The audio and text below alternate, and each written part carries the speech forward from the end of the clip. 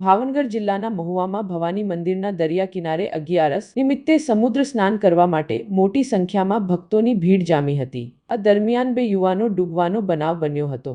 મહુવા ભવાની માતાજીના મંદિરે દરિયાકાંઠે નાહવા પડેલા 2 યુવાનો પૈકી પરેશભાઈ મગનભાઈ ચૌહાણ નામના યુવાનનું ડૂબી જવાને કારણે મૃત્યુ નિપજ્યું હતું, જેથી તેના મૃતદેહને હોસ્પિટલમાં ખસેડાયો હતો। ત્યારે જેસરના બીલા ગામના મુકુંદભાઈ ભવાનભાઈ બલર નામના યુવાનનું ડૂબી જવાને કારણે મૃત્યુ નિપજ્યું હતું।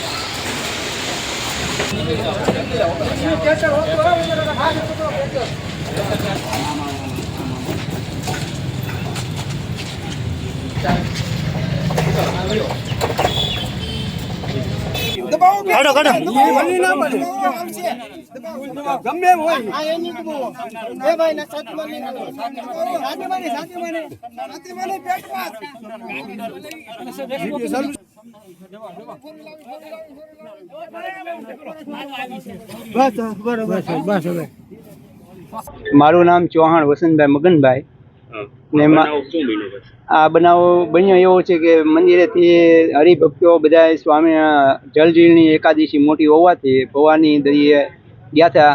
બપોર સુધીનો પ્રોગ્રામ હતો અને અહીંયા હરિભક્તો સૌ સ્નાન કરવા ગયા છે। એમાં મારો ભાઈ ડૂબી ગયો છે અને આ મારો નાનો ભાઈ છે, એનું નામ છે યોગેશભાઈ મગનભાઈ ચૌહાણ।